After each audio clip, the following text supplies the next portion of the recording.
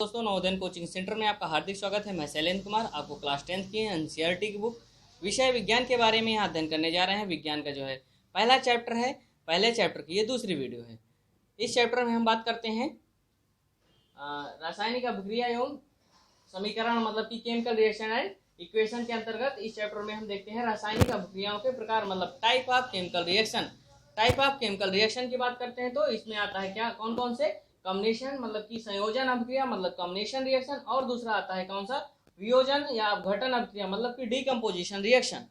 इन दो रिएक्शन जो है इसमें जो है टाइप की बात करेंगे तो इन दोनों टाइप में यहाँ सबसे पहले बात करते हैं हम कैल्शियम ऑक्साइड और जल को मिलाते हैं, मतलब कि इस उदाहरण के माध्यम से हम इसको समझने का प्रयास करते हैं। इसमें क्या है, कैल्शियम ऑक्साइड और H2O, मतलब कि ये कैल्शियम ऑक्साइड सॉलिड फॉर्म में होता है, H2O लिक्विड फॉर्म में होता है। ये क्या होता है, रिएक्टेंट होता है जो कि लेफ्ट साइड होता है। प्रोडक्ट क्या होता है, राइट साइड होता है। और इसके साथ साथ क्या होता है, इसको बोलते हैं कैल्शियम ऑक्साइड को बिना बुझा चूना, और इसको कैल्शियम हाइड्रोक्साइड बोलते हैं, इसको जो है बुझा हुआ चूना बोलते हैं।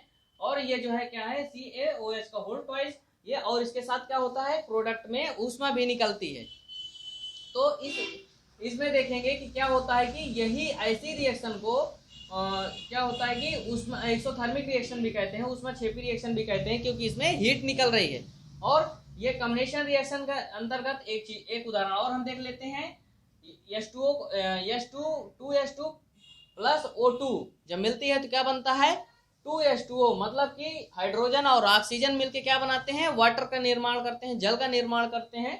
तो ये हो गया क्या आपका कॉम्बिनेशन रिएक्शन। इस दोनों रिएक्शन में आप देखे होंगे कि कैल्शियम ऑक्साइड और H2O मिलाते हैं तो कैल्शियम हाइड्रोक्साइड, मतलब कि दो रिएक्टेंट मिलके एक प्रोडक्ट बनाते हैं, मतलब कि इसको बोलते हैं अभिकारक बोलते हैं। ये अभिकारक कहे जाएंगे रिएक्टेंट को, और प्रोडक्ट बोलते हैं उत्पाद, हिंदी में बोलते हैं।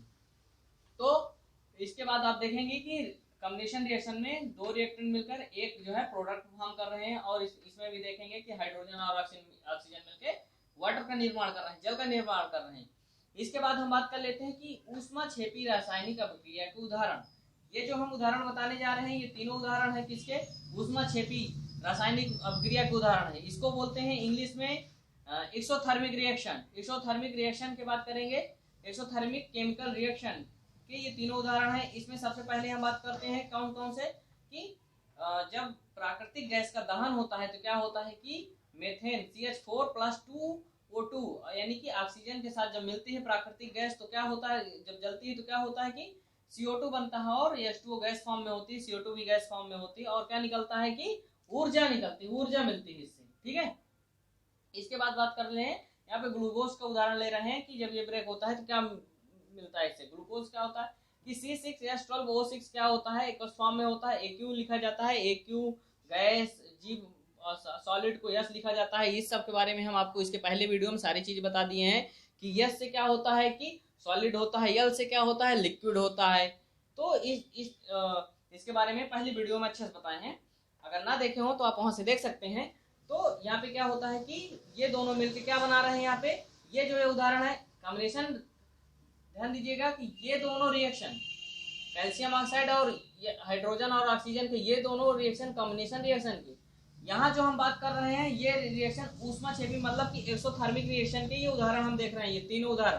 तो इसमें क्या होता है कि CO2 बनता है और H2O बनता है, ऊर्जा निकलती है। क्यों, क्योंकि यहाँ पे कंबाइंड नहीं हो, कॉम्बिनेशन नहीं हो रहा है। यहाँ पे क्या हो रहा है, रिएक्टेंट, दो रिएक्टेंट है और एक प्रोडक्ट नहीं है, इसलिए। तो अब इसके बाद बात करते हैं कि शाक और सब्जियां, वनस्पति द्रव इसको कहा जाता है। शाक और सब्जियां या वनस्पति द्रव का विघटित होकर जो है जब कंपोस्ट बनते हैं तो कंपोस्ट में क्या भी होता है, ऊष्माक्षेपी अभिक्रिया का ये उदाहरण माना जाता है।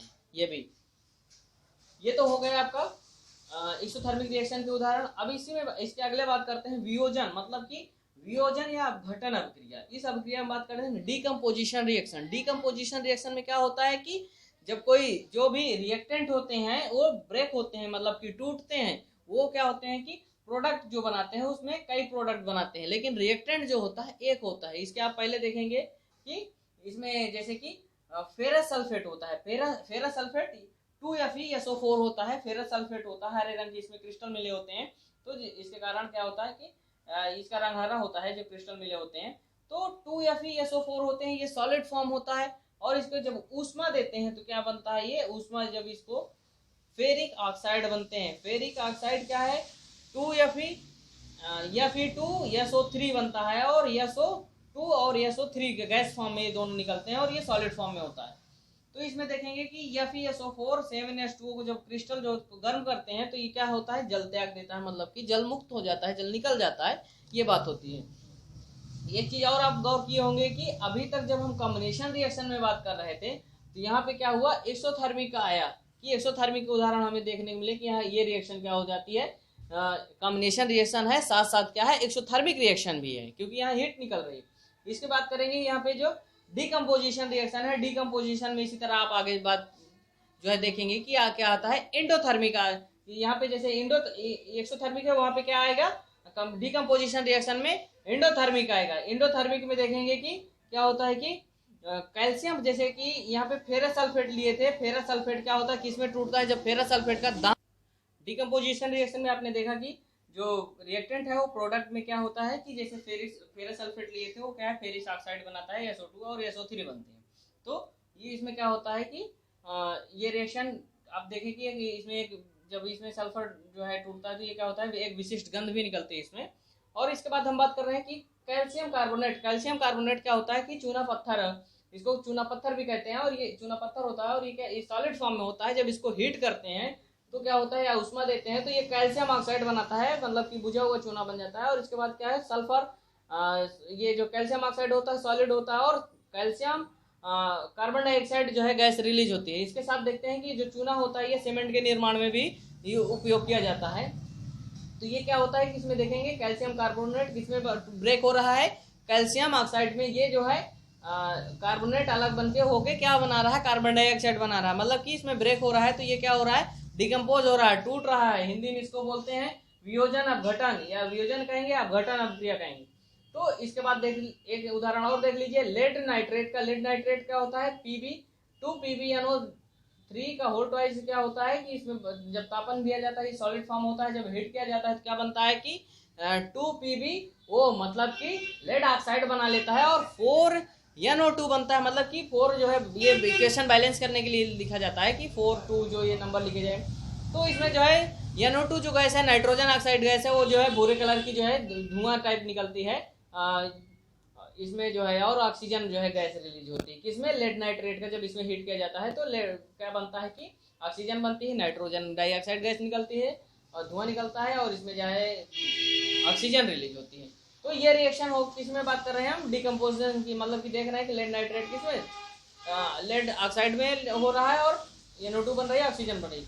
जो श्वेत रंग का सिल्वर क्लोराइड होता है, इसी तरह हम आगे बात करते हैं कि जो सफेद रंग का सिल्वर क्लोराइड होता है, उसमें भी क्या होता है कि अगर सॉलिड फॉर्म में होता है, अगर हीट करते हैं तो ये क्या बनता है कि प्रेजेंस ऑफ सनलाइट, मतलब कि अभी तो देख रहे हैं कि हीट कर रहे हैं, उष्मा दे रहे हैं, लेकिन यहाँ पे क्या है, सनलाइट यानी सूर्य के प्रकाश से भी ये रिएक्शन होता है। कैसे कि सिल्वर क्लोराइड जो है कि इसमें ब्रेक होता है सिल्वर में सॉलिड फॉर्म में, और क्लोरीन गैस निकलती है। इसी तरह का एक उदाहरण और है, जो सूर्य के प्रकाश के in the presence of sunlight होता है, क्या है, सिल्वर ब्रोमाइड होता है, ये 2AgBr सॉलिड फॉर्म में होता है, और ये ब्रेक होता है इसमें 2Ag सॉलिड फॉर्म में, एंड Br जो है ब्रोमीन गैस निकलती है।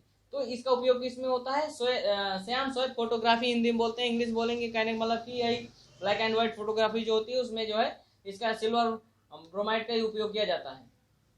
तो एक चीज यहाँ पे और बता देते हैं कि अभी तक इसमें दो चीज देखे होंगे कि एक ऐसी रिएक्शन हो रही है जिसमें कि हीट जो है देना पड़ रहा है, एक ऐसी हो रही कि जिसमें रिएक्शन होने पर हीट निकल रही।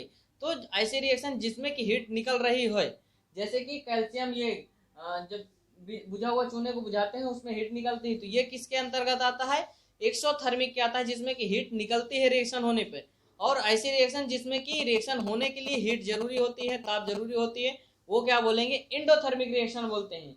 अभिक्रिया में अभिकारकों को तोड़ने के लिए ऊष्मा या प्रकाश की या विद्युत की जरूरत होती है, तो ऐसे जिन अभिक्रियाओं में ऊर्जा अवशोषित होती है उसे क्या बोलते हैं कि एंडोथर्मिक कहते हैं। और ये अभिक्रिया जो बोलते हैं, ये अभिक्रिया बोलते हैं किसको, कि ऐसी रिएक्शन जिनके रिएक्टेंट को, अभिकारकों मतलब कि रिएक्टेंट्स की बात कर रहे हैं। रिएक्टेंट क्या होते हैं कि रिएक्टेंट ये है, रिएक्टेंट की बात करेंगे, रिएक्टेंट को ब्रेक करने के लिए ऊष्मा, प्रकाश या विद्युत की जरूरत होती है। ऐसे रिएक्शन क्या कहेंगे कि ये रिएक्शन जो है, इसमें जब हीट इनको देना पड़ रहा तो ये रिएक्शन क्या कहे जाएंगे, एंडोथर्मिक रिएक्शन के अंतर्गत आएंगे। तो यहाँ पे हम दो चीजें सीखे, किसे, इसमें जो है रासायनिक अभिक्रिया के अंदर का टाइप ऑफ रिएक्शन बारे में, एक कॉम्बिनेशन रिएक्शन और इसको हिंदी में बोलते हैं संयोजन अभिक्रिया, दूसरे है कि डिकम्पोजिशन रिएक्शन। इन दोनों रिएक्शन में देखेंगे कि दो ही टाइप है, और एक फिर उसमें आ जाता है कि जिस ऐसे रिएक्शन जिसमें हीट निकलती है उसको बोलते हैं क्या कि एक्सोथर्मिक रिएक्शन, और ऐसी रिएक्शन जिसमें कि हीट की जरूरत होती है, तापन की जरूरत होती है, उसको बोलेंगे क्या कि एंडोथर्मिक रिएक्शन। तो यहाँ तक की बात करते हैं कि ये रिएक्शन से रिलेटेड जो कॉम्बिनेशन रिएक्शन, डिकम्पोजिशन रिएक्शन मतलब योजन अपघटन की अभिक्रिया और संयोजन अपघटन की अभिक्रिया के बारे में आप अच्छे से समझ गए होंगे।